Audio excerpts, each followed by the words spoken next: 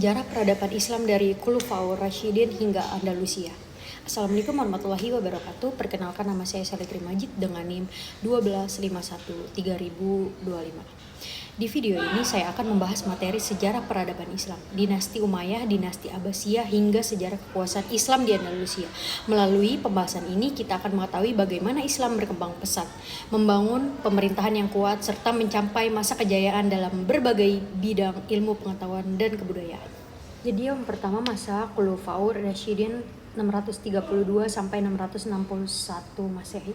Jadi kata Khulafaur Rasyidin berarti para khalifah yang mendapat petunjuk. Istilah ini digunakan untuk menyebut 4 pemimpin pertama setelah wafatnya Nabi Muhammad SAW. Mereka menjadikan penerus pejuang Nabi dalam pemimpin, menyebarkan dan menegakkan ajaran Islam. Pemerintah menjadi teladan utama dalam kepemimpinan Islam karena berpegang teguh pada Al-Quran dan Sunnah, serta hidup sesederhana dan adil. Ya, jadi para khalifah dan perannya ialah Abu Bakar Asy-Siddiq. Perannya menyatukan umat Islam setelah wafatnya Nabi. Abu Bakar berusaha menjaga persatuan umat Islam yang mulai terpecah setelah Rasulullah wafat dengan cara menegakkan kembali ajaran Islam dan memerangi orang yang murtad. Yang kedua, mengumpulkan ayat-ayat Al-Quran menjadi satu mushaf. Abu Bakar memerintahkan pengumpulan ayat-ayat Al-Quran yang tersebar agar menjadi satu kitab supaya Al-Quran tetap terjaga dan tidak hilang. Jadi yang kedua ada Umar bin Khattab, memperluas wilayah Islam hingga Persia, Mesir, dan Syam. Pada masa pemerintahan Umar bin Khattab, kekuasaan Islam berkembang sangat pesat hingga wilayah Persia, Mesir, dan Syam.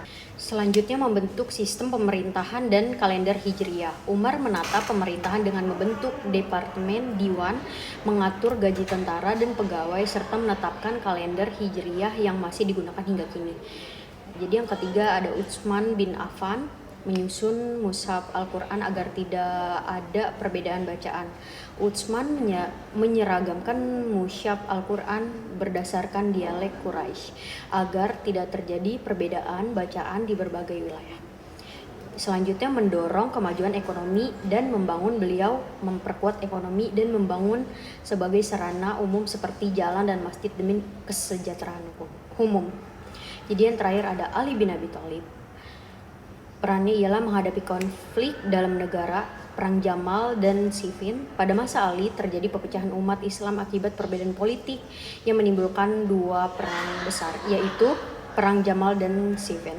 Terkenal dengan kebijaksanaan dan keilmuannya, Ali dikenal sebagai khalifah yang sangat berilmu, bijaksana, dan menjadi teladan dalam kepemimpinan Islam. Selanjutnya ada dinasti Umayyah 661 sampai 750 Masehi.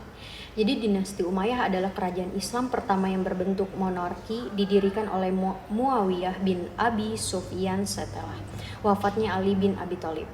Pusat pemerintahan berada di Damaskus, Suriah. Dinasti ini berbawa Islam ke masa ekspansi besar-besaran dan kemajuan pemerintah yang modern. Jadi perkembangannya ada wilayah Islam meluas dari Spanyol hingga India. Bahasa Arab dijadikan bahasa resmi negara dan banyak masjid dan kota besar dibangun.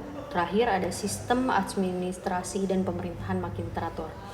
Nah, kemundurannya ialah muncul kecemburuan antara suku Arab dan non-Arab. Yang kedua ada gaya hidup mewah para pengusaha. Yang terakhir terjadi banyak pemberontakan hingga akhirnya runtuh dan digantikan oleh dinasti Abbasiyah. Yang ketiga ada dinasti Abbasiyah 750 sampai 1258 Masehi. Dinasti Abbasiyah menggantikan dinasti Umayyah dan didirikan oleh Abu Abbas As-Saffah. Pusat pemerintahan berada di Baghdad, Irak, dan dikenal sebagai masa keemasan Islam karena kemajuan luar biasa dalam ilmu pengetahuan dan kebudayaan perkembangan.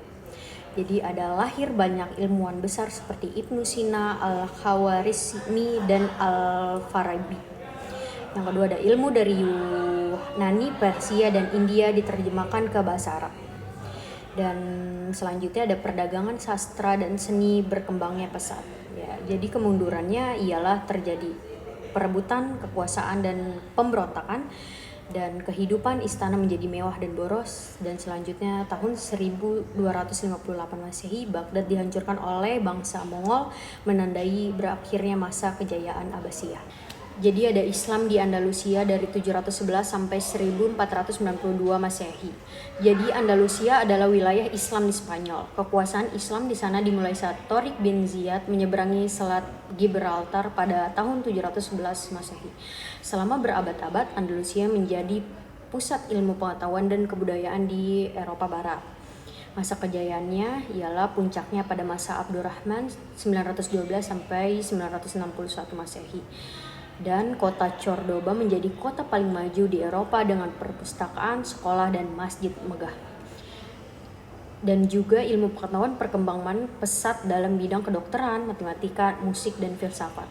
Nah, jadi kemundurannya itu setelah abad ke-11 Andalusia terpecah menjadi kerajaan kecil dan diserang terus oleh pasukan Kristen. Terakhir, tahun 1492 Masehi, kota Granada jatuh ke tangan Spanyol, menandai berakhirnya kekuasaan Islam di Eropa. Jadi dari pembahasan ini saya dapat menyimpulkan bahwa peradaban Islam berkembang luar biasa dari masa Khulafaur Rasyidin hingga Andalusia. Islam tidak hanya berjaya dalam bidang pemerintahan, tetapi juga dalam ilmu pengetahuan, budaya, dan kemanusiaan. Semoga dari sejarah ini kita bisa mengambil pelajaran untuk menjadi generasi Islam yang berilmu, berakhlak, dan cinta perdamaian. Kurang lebihnya mohon maaf. Atas perhatian saya ucapkan terima kasih. Wassalamualaikum warahmatullahi wabarakatuh.